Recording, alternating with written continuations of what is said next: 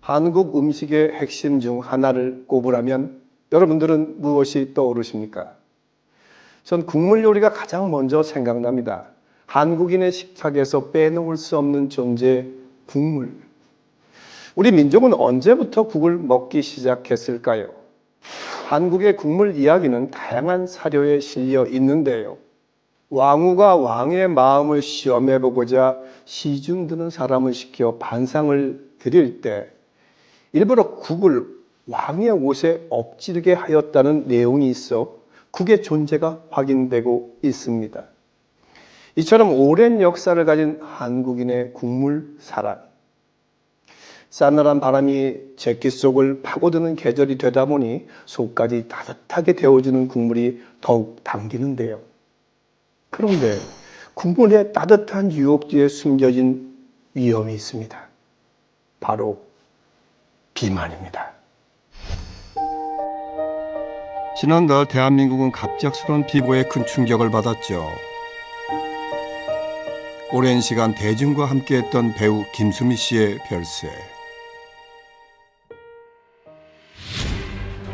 사인이 고혈당 쇼크로 밝혀지면서 혈당 건강에 대한 관심이 커졌습니다. 치솟아도 뚝 떨어져도 문제인 혈당. 오르락 내리락 혈당 변동의 원인 중 하나가 비만이죠. 비만이라고 하면은 단순히 이제 체중이 많다라고 생각을 하시는데요. 가장 심각한 문제점 중에 하나가 비만이 방치됐을 때 본인의 생명을 위협하는 상황이 발생하게 되는 거죠. 비만의 주범인 잘못된 식습관을 고쳐야 하지만은 혈당 조절에 지속적인 어려움을 겪게 되면 심정지 등 생명이 위협받는 응급 상황에 이를 수 있는데요. 혈당 조절, 즉 혈당 변동성의 원인 중 하나가 바로 잘못된 식습관입니다. 발목을 잡는 것이 있습니다. 한국인의 소울푸드 국물 요리. 국물 없이 밥 먹으면 먹은 것 같지가 않아요. 국물 없이는 좀 못 살 정도. 따뜻한 국물을 찾는 횟수가 잦아지는 계절. 우리 건강이 위협받고 있습니다.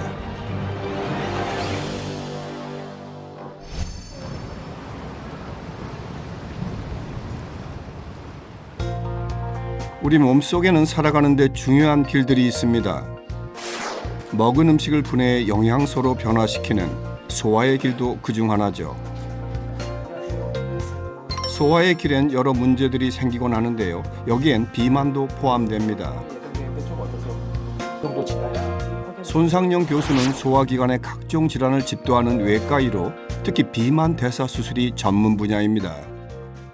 내장 지방이 조금 많은 편이고 여기 보시면 간하고 그다음 비장이 있는데 이 두 개가 원래 CT에서 음영이 비슷해야 돼요. 지금 보시는 바와 같이 비장에 비해서 간이 굉장히 어둡죠. 지방간이 또 심하다는 걸 알 수가 있어요. 그래서 그런 것처럼 위소면 조체술이라고 해서 비만이 병으로 인식되면서 수술은 치료의 선택지 중 하나가 되고 있습니다. 비만이라고 하면은 단순히 이제 체중이 많다라고 생각을 하시는데요. 상당 부분에서 이제 동반 질환을 가지고 있고 여러 가지 문제가 발생을 합니다. 가장 심각한 문제점 중에 하나가 심혈관 질환이 되겠고요. 두 번째는 이제 당뇨가 발생을 하죠. 세 번째는 비만 자체가 암 발생률을 올립니다. 비만이 방치됐을 때 본인의 생명을 위협하는 상황이 발생하게 되는 거죠. 같은 날 병원에서 무거운 발걸음을 옮기는 이들을 만났습니다. 어머니와 아들이었는데요. 이번 날을 누구요? 아들 보시다시피 심각하잖아요. 비만 대사 수술을 받기로 한 아들 김정훈 씨. 만 나이로 18살, 한눈에도 비만도가 높아 보입니다.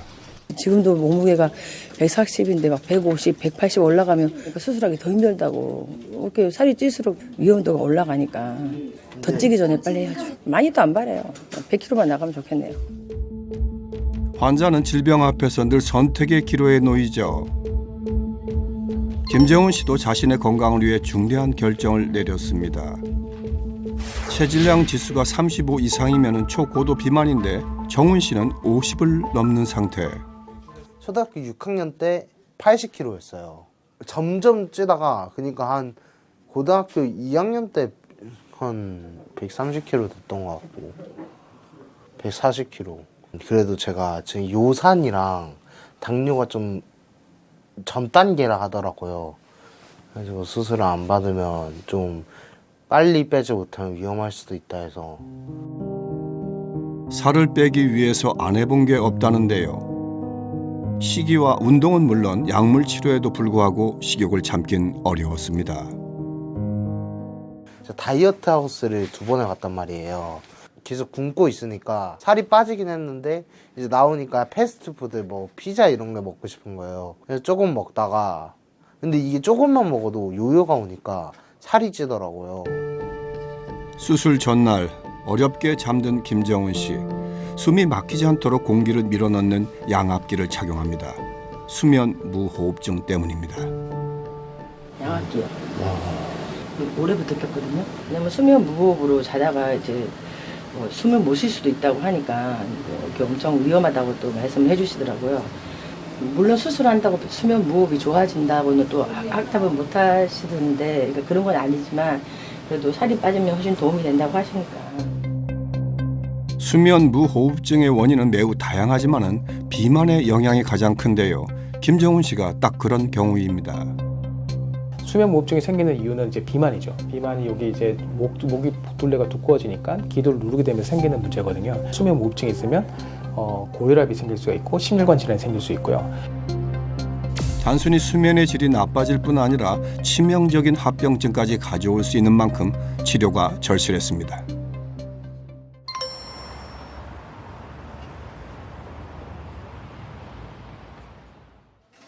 국내 연간 2,000건 이상이 시행되는 비만 대사 수술. 김정은 씨가 수술실로 발걸음을 옮깁니다. 효과와 안정성이 확인된 수술이지만 긴장을 숨길 수는 없습니다. 엄마가 사랑하는 거 알지?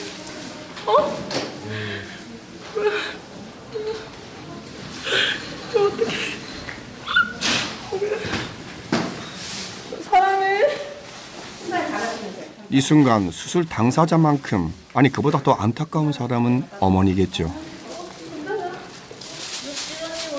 수술하고 나서 그게 끝이 아니고 이제 시작이니까 수술 후에 열심히 관리해서 이렇게 큰 수술 받았으니까 다시 건강해졌으면 좋겠어요. 김정은 씨의 두 번째 삶은 손상영 교수의 손에서 시작될 예정입니다. 대량 출혈이 발생할 수도 있는 상태라 조심스럽게 수술이 진행될 거라는데요. 복부에 지방이 많기 때문입니다. 비만 수술을 할 때 여러 가지 고려할 사항이 있겠습니다만 이제 주요로 보는 요소는 첫 번째는 이제 이 사람의 나이가 어떻게 되냐, 두 번째는 비만도가 어떻게 되냐, 세 번째는 동반 질환 여부가 있냐, 이 세 가지가 가장 중요한 고려 요소가 되겠습니다. 장기적인 합병증을 최소화할 수 있으면서 효과를 가져갈 수 있는 수술법을 고려하게 되고요. 그래서 이제 위소매절제술 같은 경우 수술법이 비교적 간단하면서 어느 정도 효과가 있기 때문에 선택을 하게 되었습니다. 비만 대사 수술은 절개 부위를 최소화한 복강경 수술로 이루어집니다. 이 과정에서 간에 낀 지방도 보입니다. 이제부터 이제 위를 절제를 하기 시작합니다. 늘어나 커진 위를 절제할 순간 절제와 동시에 봉합하는 자동 문학기를 이용해 식욕 반장 호르몬이 나오는 부위를 포함 위의 약 80%를 떼어냅니다. 위 소매 절제술은 위를 바나나 모양으로 가늘고 작게 만들어 음식 섭취량을 제한하고 포만감을 빨리 느끼게 합니다.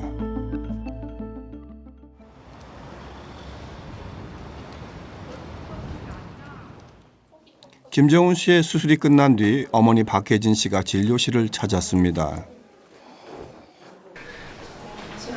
조금 긴장돼 보이는군요. 무슨 일일지 걱정이 됩니다. 안녕하세요. 반갑게 맞아주는 손상영 교수. 어머니의 안부부터 확인하는데요. 잘 지내셨어요? 예. 네. 식사는 지금 현재 어떻게 하고 계시죠? 사실 거의 한 달 동안 거의 미음, 그러니까 주부 위주로 거의 많이 안 먹었어요. 그 조그만 종이컵 있잖아요. 네. 한 반컵 정도만 먹어요. 네, 조금 더 드세요. 네.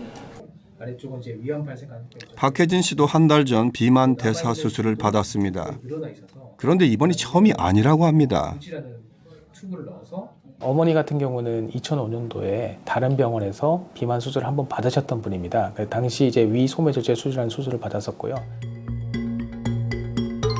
위를 봉합한 흔적, 즉 한 달 전 박혜진 씨가 받은 수술은 두 번째 비만 대사 수술이었던 겁니다.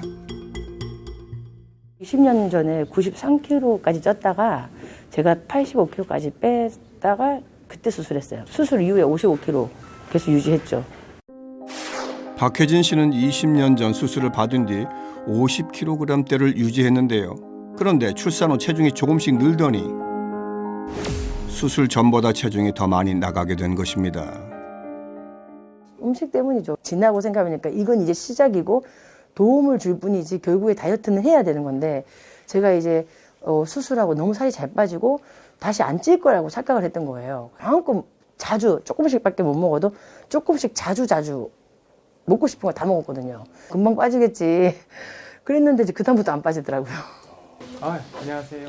바쁜 걸음을 옮기는 손상영 교수. 어떠세요? 김정훈 씨의 수술 후 상태를 확인합니다. 다시 넣으려고 수술하고 구역질 되게 심했다 그랬는데 어떠세요, 조금? 괜찮아요, 많이. 지금 괜찮아요? 네. 그래요. 생각보다 많이 안 아파셔도 다행이네요. 했기 때문에 엄마와 아들의 대를 이은 비만 대사 수술. 할 수 있는 만큼 가족력은 비만 위험을 높이는 요인 중 하나입니다. 의식도 용도 좀 생기거든요. 어머님과 아들의 관계를 보면은 이분들은 이제 가족력이 있게 되는 거죠. 가족력이라는 거는 사실 이제 유전적인 요소와 환경적인 요소가 결합된 겁니다. 아들 같은 경우는 어머님으로부터 이제 비만의 유전자를 받았겠지만 그와 더불어서 같이 생활하면서 식생활 습관, 그다음에 음식의 선택, 그리고 어떤 활동을 하냐 이런 선호도에 대한 것들이 다 결부가 돼서 비만으로 이어지지 않았나 생각을 하고요. 국내 연구 결과 부모 모두 비만이거나 고도 비만일 때 자녀가 비만일 확률은 그렇지 않은 경우에 비해 상당히 높습니다. 비만의 수술적 치료를 선택한 이들이 기억해야 할 것이 있습니다. 수술은 저절로 살을 빼주는 것이 아니라 도와주는 것이라는 걸 말이죠.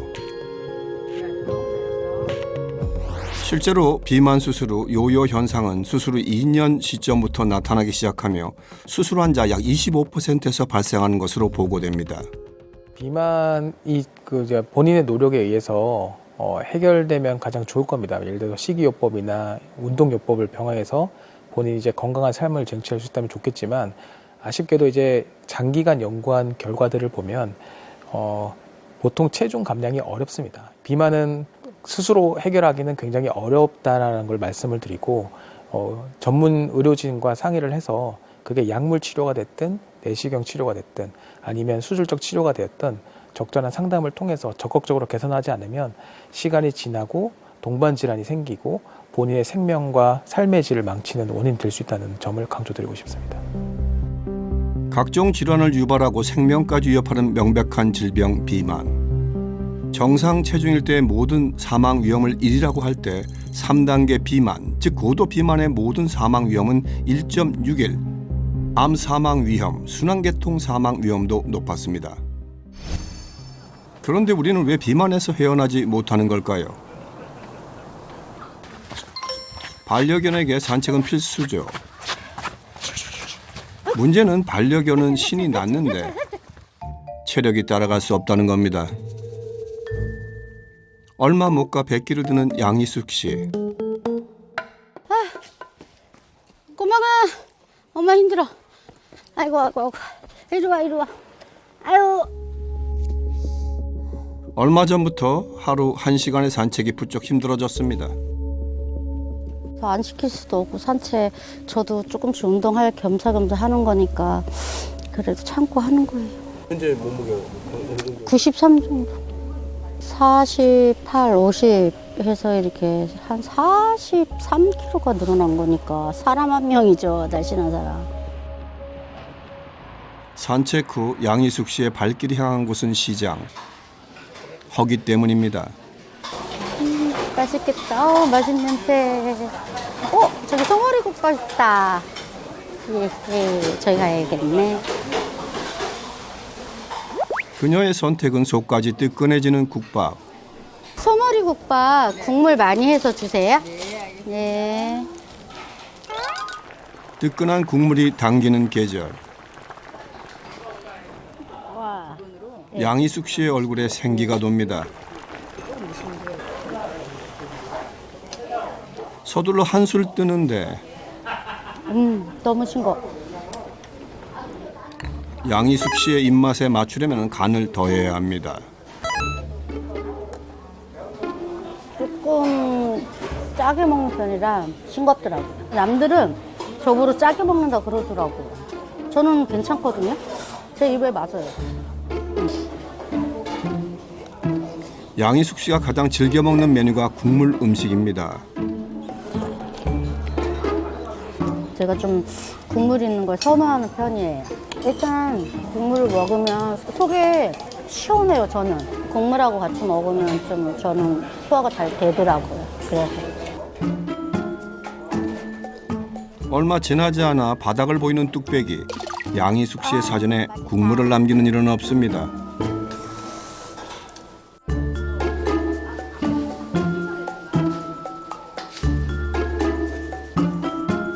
집에 돌아온 양희숙 씨. 아우, 다리. 산책의 피로와 식사 후 배부름으로 노곤해졌나 봅니다. 아이고. 곧장 바닥과 한 몸이 됐습니다. 아이고, 어려.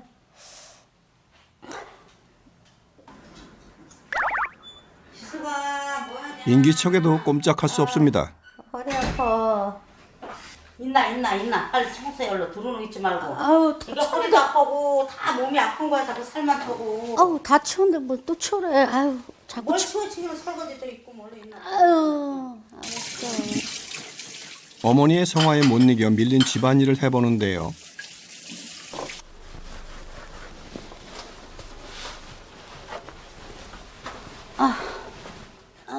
얼마 못 가 몸 여기저기에 통증이 몰려옵니다.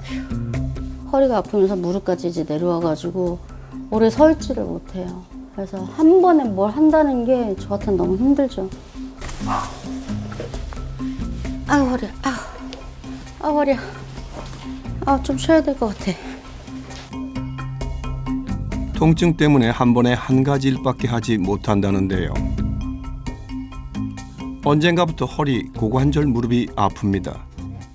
다리 들다니 큰일 났다. 이거 아파서 어떻게 하냐, 이거. 그러니까. 뭐 이거 날 일이 없어? 살 좀 빼. 그러면 덜 아파. 또 살 얘기야. 살이 찌면서 통증이 생겼다는 양희숙 씨. 딸의 변화가 너무나도 안타깝습니다. 그때 말할 수 없죠. 너무 이뻤지. 아주 그냥 날씬하고. 그래서 사람들 지나가면 길에서 아유 어쩜 저리 이쁘냐고 인형 같다라고 너무너무 이쁘다 그랬죠. 그때 비하면 지금 난 속상해 지금 보면. 딴 애 같아. 너무 뚱뚱해져가지고. 같이 다닐 때마다 그냥 저 옛날 저 모습은 어디 가고 저렇게 그냥 애가 저래나. 부모로서는 가슴이 아프지. 말할 수가 없지. 체중 48kg, 허리둘레 24인치. 여성이라면 한 번쯤 선망에 bom직한 몸매였던 양희숙 씨.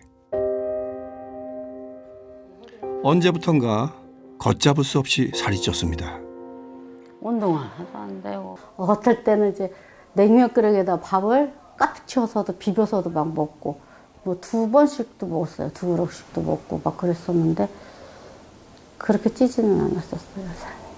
30대 후반에 들어서 이제 아랫배가 좀 아파가지고 병원에 가봤더니 난소에 이제 좀 자라나는 혹이 있다고 해가지고 그걸 띄고 나서 그 이제 한 해 이제 지나면서 뭐 1kg, 2kg, 막 3kg 뭐 계속 불어나더라고요, 살이. 체중이 최고가 한 105까지 나갔었어요. 그래서 도무지 줄어들지 않는 식욕 때문에 10년 새 체중이 2배 이상 늘었습니다. 모든 체성분 수치도 기준치를 초과한 상태입니다.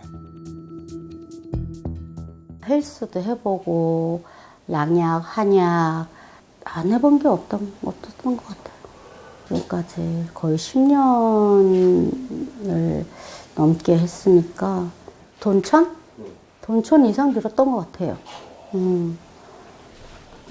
그런데 또 허기가 찾아왔나 봅니다. 뭘 먹을까? 엄마, 부대찌개 먹을까? 국밥을 먹은 지 얼마 안 됐는데 이번엔 찌개를 선택하는군요. 집에 구비해 놓은 즉석국으로 다양한 국물 음식을 쉽게 조리합니다. 90%를 차지하죠. 국물 요리가. 국물 없이 밥 먹으면 먹은 것 같지가 않아요. 답답해요, 막 그냥. 밑반찬 몇 개만 더하면 금세 완성되는 양희숙 씨의 식사. 이번엔 칼칼한 부대찌개입니다. 짜. 뭘 짜? 맛있구만. 그래도 싼 걸 먹지 말래도 짜게 먹네. 짜. 아유, 맛있구만. 모녀 사이에 갈리는 입맛. 찌개 국물의 염도를 측정해 봤는데요. 식약처 권고치의 2배가 넘는 수치.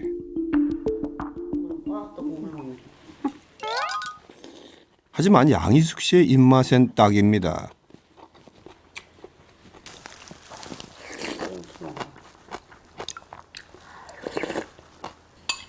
국물 한 방울 남기지 않았습니다. 아유, 다 먹었다. 실제로 양희숙 씨가 일주일 동안 먹은 음식을 확인해 보니 식사 대부분에 국물이 포함되어 있습니다. 그런데 식후에 챙기는 것이 있습니다. 체중이 늘어난 만큼 약 개수도 늘어났다고 합니다. 이건 마약 진통제, 허리랑 무릎 아파가지고요. 그리고 이거는 이제 고지혈증약. 이거는 이제 그 간 수치 높아가지고 이제 먹는 약이. 약을 먹어도 통증은 사라질 기미를 보이지 않습니다. 양희숙 씨에겐 무슨 일이 벌어지고 있는 걸까요? 그녀의 몸속 상태가 걱정됩니다. 전 또한 살이 있기 때문에 이제 혈관 쪽이 안 좋으면 아무래도 이제 당뇨, 고혈압 이런 거요. 그게 제일 걱정되고